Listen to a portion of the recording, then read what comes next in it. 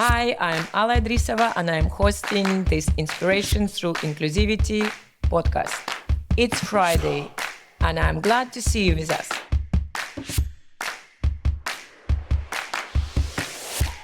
Today I'm thrilled to be joined by Oliviana Bailey, a voice that helping shape the future of AI for all of us. She's a head of content at TNV, where she curates some of the most forward-thinking conversations in Europe. She's also co-CEO of AI for All, which is a growing global network of ethical and diverse leaders in the AI world, and ex-ambassador of Women in AI. So today we explore Oliviana's personal story and the power of volunteering and community, and what actually co-creation means for her personally and in the tech world. Oliviana, maybe you can share your personal story, how you actually start to be part of this community of AI leaders and leading again the second or third already community and shaping the future of AI. Perfect. Yeah. So, I'm originally from the US, so it's kind of funny that most of my career has been here in the Netherlands and representing the Netherlands communities for Dutch tech. But my kind of journey was more of a stumbling into the AI space. My first job was at Rockstart, which is an accelerator for startups. And I joined the health program, where I seem to have a knack for building ecosystems. So after that program had concluded, I was asked to join the AI community program to build their community.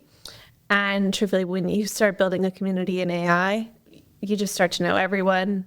It's a small ecosystem. So I think by the end of my time at Rockstart, I had over 150 mentors in the AI space. We've kept in touch over the years, you being one of them. So that's kind of led my career to really be in the AI space and for community building. After Rockstart, I joined a startup, helped with building their AI lab. During that time, I actually was asked to then take over the Women in AI chapter here. And yeah, at the time I didn't have a specific affinity per se for like women's community until I was really in that ambassadorship and starting to organize these events. And it then was only then that I really did a self-reflection, like, oh yeah, all the startups that I've been working with for years, all the mentors I've been working with for years are all men. And it's so rare to find these moments in tech where you're not one of few. So when we started organizing our first, women in AI events and stuff, it just had a different magic. And for me, with community building, I really find that there's such an importance with in-person activity. I think that's really where there's like a spark of magic. And so, I went through a really tough time with that startup. They ended up actually going bankrupt after I left. So it was a rough ride, but really working with the community really helped keep my energy going, and just like attending these events that we were hosting. I remember I joined our mentorship event, and it really pulled me through, like just seeing everyone with such passion and motivation and just kind of this want to make the world a better place for each other. I think that's kind of been the magic of being a community builder, and why I've really enjoyed my work and why I decided to start AI for All. Because I wanted to not only bring that sense of community within women, but also in areas of challenge that I see are affecting the AI space. Thank you, Oliviana. It's fascinating. I see that you had ups and downs, but people around you and yourself had this inspiration, and it was for you energy to go further. Mm-hmm. And now, can you please maybe explain what does true inclusion in AI means for you? Yeah, where do you still think that we need to push harder, and where we already achieved something that we can actually measure or speak about and celebrate? Yeah, so for inclusion in AI, I think the key here is not just about who's in your team, like making them feel included, but also in the product that you're creating. I really see right now AI so prolific, but it's still only being made for the able-bodied.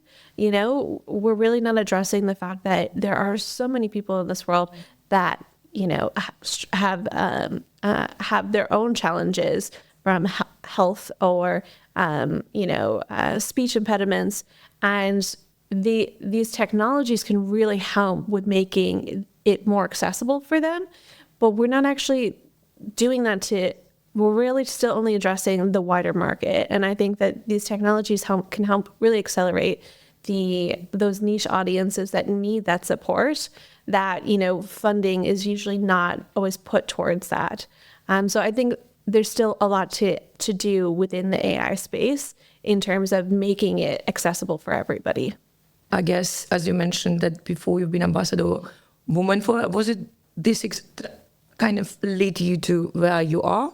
Yes, definitely. I'd say one of the things that I saw with the community when I was building it for women in AI was, yes, it's inspiring to be with so many women, but there was also others in the ecosystem that wanted to be a part of our community, but felt kind of excluded because it was women in AI. So they felt like, oh, well, I'm not technical, but that wasn't, for us, the purpose of the community to be a technical community. It was about inspiring others to use AI to reskill into the field. And it wasn't just for women. I remember one of our nominees was actually transgender, and she, felt like, oh, should I be a nominee for a women award? And so we really wanted to show that we're here to make AI for everyone, and to really highlight those missing niche and diverse voices in the topic. It's not just about women. It's about, whether or not it's, you're a person of color, or you're an expat, or you're have a disability. Those are things that we do see AI really needs to address. And so I think that's one of the reasons why we wanted to start AI for All. That, and we also saw we wanted to cover more topics of how that really address the challenges of inclusion and diversity in AI. I hear a lot of things, but and I hear that this topic is very dear to your heart. If you maybe mention one thing, what was important where you launch AI for All, or maybe your vision, mission, or where you want to be in 5 years? Yeah. Well, for me, as I mentioned before, my initial entry into kind of the tech world was through health. So one of the areas I really am quite passionate about within the AI for All, beyond just the women community, is the health community that we want to build, because I really see the healthcare system really has a need for AI, and has a need for it to be inclusive and accessible. If we don't prioritize that in the health system, it will create a class system for future generations. And there's so many challenges within health with AI because of data sets. You're trying to maintain privacy. There's so many more ethical decisions to take in mind, because you're working with a protected class, protected data. And so I think it's really important for us to really explore that. I also see even the connection with the women's community in health, because women are underrepresented in health as well. There's our historical data for health is all been mostly male, white men.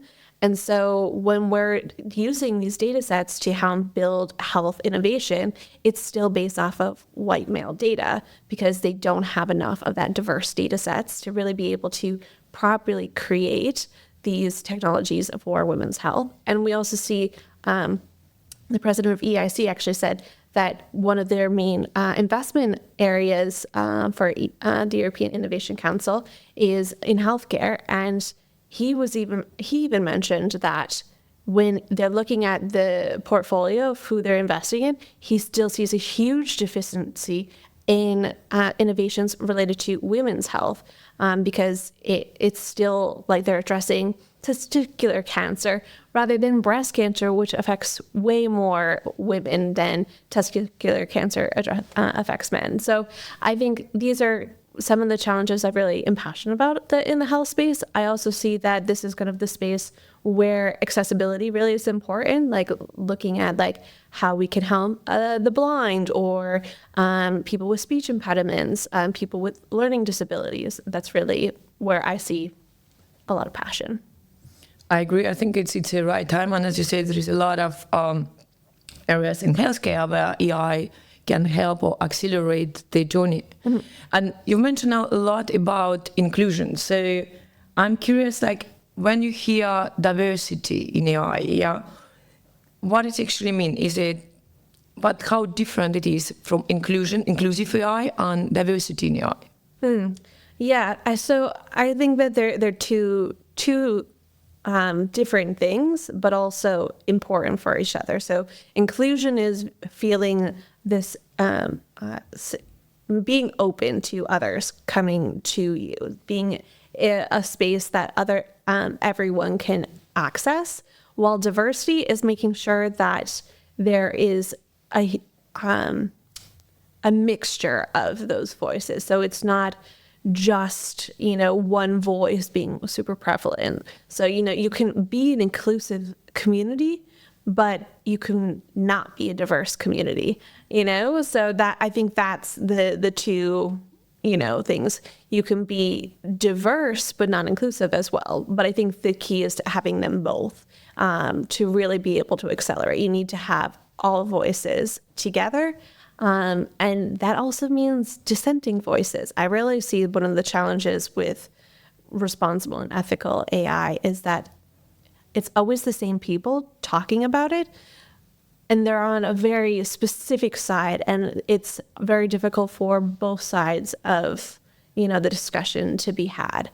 So many panels I see, like, especially within TNW, is, everyone's like, oh, yes, I agree with you. Yes, I agree with you. But don't we want more people to say, no, I want to challenge your idea on this? And I think more people need to challenge each other, and that requires diverse and inclusion.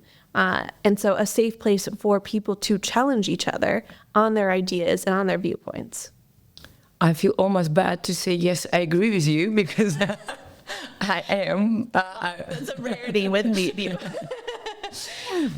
I like your example of TNV. For me, you are now leading for now, local community, right? Like it's more related to Benelux market, but TNV, it's a global organization. Mm-hmm. How do you see, how you juggle this global view with the local needs? Do you see any similarities or any really differences that you need to apply or look through different lens for diversity, inclusion, and ethical AI? Definitely. When you look at building a global community or global content, it is really looking at all the views, for sure. But applying it to then the local ecosystem is then trying to understand what is actually driving this local ecosystem? What are their viewpoints comparative to the global ecosystem? Are there things that they can learn from global perspectives? Or are there things from the local ecosystem that are really working that the world needs to know about? So I think there's always challenges with that because, part of being in a local ecosystem is also protecting your local culture and respecting that. So it's hard to, necessarily push too much of a global perspective. But like, for example, when we kind of build content, we're always looking at what's happening, say, in the US or in Asia, in context of Europe. But I think it's also important that we're not necessarily bashing one person, like what's happening in the US versus what's happening in Europe. Truthfully, I think that's currently the biggest challenge with today's media is that they're Europe's not competitive, US is unethical, but we're not looking at the benefits of either system and how both systems need to exist to balance each other. Europe is great at looking at trustworthiness, the security, kind of being that stable partner. Well, the U.S. can kind of be the wild cowboy that needs to sometimes be reined in when they go a little too off the wheels. And I think that's the beauty of having like inclusive and diversity, but also that local versus global perspective. Thank you. And you are now also working, right, like in this social impact, a bit like communities, and also still TNV, of course, they not necessarily, can I consider them as a corporate? And we are by the Financial Times, but we're starting ourselves. So, yes. But your personal values, are you still the same, Oliviana, when you come into TNV and you need to lead your team there, and when you are actually working with volunteers, is it the same values, the same co-creation, collaboration, allyship? Would you maybe also share your experience again as being a leader of nonprofit and leader of corporate? I'd say I'm the same person in both spaces. I'm definitely not one to kind of change too much about who I am, which is why maybe I don't fit very well in the corporate setting. So I do like the radical candor I can have at TNW, and the experimentation. The same with why I build communities is it's about experimentation. It's about collaboration. It's about new ideas and how can we take these forward. And I think why I've been successful in building communities is a lot of people have great ideas, but sometimes they lack execution. And I'm great at helping take ideas and put them into production. So that's one of the things that within our community, we're a do community. I like to say, we're not here to just say lofty words and, nice things. We're not here to speak at every event and slap our name everywhere. We're here to actually make a difference, So we're talking, we're advocating for people, but we're also empowering them to do the work that they see. We're here to help them innovate on these ideas.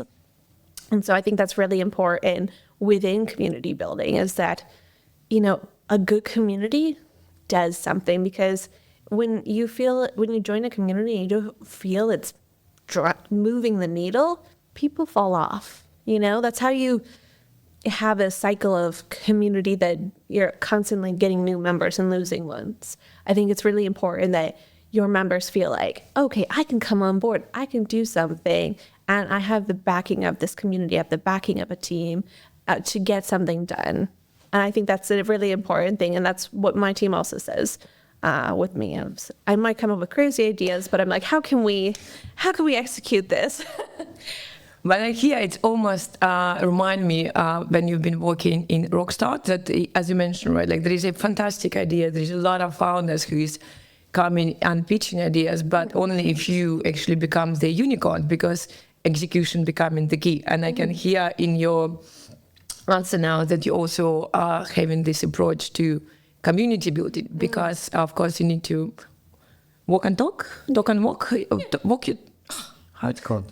I think walk the talk, or talk the walk. Yes, I think it's very American. So. But maybe now, as you mentioned, so you have a fantastic track record of community building, and 3 tips for the other communities, which you can share, of course, that what is, you think, these 3 components, what lead you to success? Of course, there is probably your personality, that how you inspire, and this one we cannot duplicate or replicate, but maybe some practical tips, like executional ones. Well, I'd say the first thing would be team is key. You need to get people who have passion and drive and a self-starting nature to them. You can have, if you don't have all 3 of those within your team, you will have a lot of passion and a lot of talking and no action. So you need them to be self-starters. You need to want them to want to make a change. And you need to have a team that you feel has your back when you step into doing this, and are not afraid to talk to others, to ask them of their opinions, to sometimes hear opinions about yourself that you don't want to hear sometimes. That is, you know, the challenge with any, you know, external facing role, is that people might not agree with you. They might not understand you. But the key with having your team is people who support you and people you can communicate with. So team, I think, is core in that. And from there, it's having people with passion and drive, communicating well with them, and people who are willing to take a risk with you. Because, yeah, with all community building, there's always a risk. You know, it's about your reputation. It's about a brand you're building, both for your organization, but also for yourself. It's your personal brand when you build a community. So, you know, with like any organization, there's going to be challengers or people who dissent on your actions. You just got to take them in stride and take it as a learning. One of the things I had at Rockstar, you know, I'd have mentors, you know, say like, oh, we could, like, this wasn't great, that wasn't great. And the key here with community building is to not let it hurt, but to kind of go back to them and be like, well, how would you fix it? Because if you put it back on them and say, well, how would you fix it? What would you do? How can you help me? One brings them into your community, and it takes a detractor and makes them a champion, because they help you come up with a solution that they think will solve it. And they want to, you know, everyone thinks they're brilliant. So they'll help drive there's that solution much more than if you said, oh, thank you for your feedback. I come up with a plan. You know, they're not going to buy in as much as if you brought them on board to solving the problem. And I think that's the key with community building as well. People in leadership, people in your community. So if you cherish them, if you give them opportunity to flourish, then community will flourish. It's what I hear. Yes. And I think I appreciate that, as you mentioned, like being a leader, that you also need is that people come volunteers, right? Like they taking their time away from their family, from their loved one, from their other hobbies to make an impact. And you seem recognizing it and also giving them the opportunity to feel fulfilled. And that's why, as a woman AI and AI for now, the communities are striving. We are now almost to the end, and I just wanted to ask you one more reflection, or maybe takeaway for the young women and any underrepresented professionals entering the AI tech space. One thing that you wish that someone told you earlier when you've started your journey. Piece of advice. My parents' favorite saying that I've really taken to heart, like over my years of work, and why I feel like I've also accelerated quite quickly in my career, was it's always better to ask for forgiveness than permission. And I think that's true with everything in terms of being a self-starter. You know, you can't ask people to give you, to allow you to do something. You need to take the initiative and be willing to apologize if you mess up. You know, I think failure is always something that's going to happen, and you just got to take it in stride and take the learnings from it.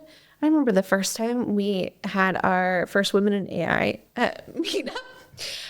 It failed. It failed so bad. We had 5 people attend. And then we tried to kick a mentorship program off in the beginning. That also failed. I think we had like 2 or 3 signups, and the program manager dropped out. But we continued with stride and pushing through.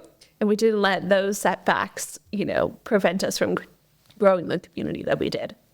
Yes, thank you for reminding. I do remember these days, and when we as I call it, bulldozer through, right? Going over a mistake and just learning from this and moving forward and just being the best version of ourselves. And I think that's where authenticity really comes in, is like being able to be like, yeah, I messed up, but what have we learned? We now know not to host an event so far from the city center, or we now know that people don't like daytime activities. You take your learnings, but you never also let those learnings stop you from trying it again. Maybe it was just that time. Maybe there was something else that went wrong.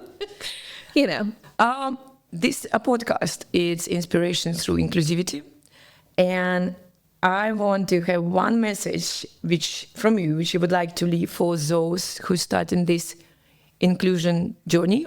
Yeah, I think the key for being more inclusive and to kind of take that into your work and into maybe the next steps is finding people who aren't always like going to be your cheerleaders, but can become your cheerleaders. So, people who will challenge you. I remember you were definitely I chased you down to be a mentor at Rockstart. So I think, it's not just always having like people who like instantly like, want to come on board. Yes, those people are really important to get on board, but sometimes it's the ones that you like really have to fight for, and be like, I need you, I want you, that's, you also have to, to be inclusive, you have to show people you want them in there, you can't just like say like, I'm inclusive without trying. Yeah. Feels the most rewarding when you get the ones who is difficult to get, right? That's definitely true. Yeah. You're like, yes. Thank you, Oliviana. I think it was fantastic conversation, and it's lovely having you here in our podcast. Thank you for having me. I'm really happy to have it. And it's always been great working together, even through our own challenges of, And we continue inspiring together, I might say so. Yeah. And we will continue doing it. Perfect. Great that you stay with us till the end. If you enjoyed our conversations, please subscribe. And I hope that you had enough inspirations and learnings to reflect over weekend.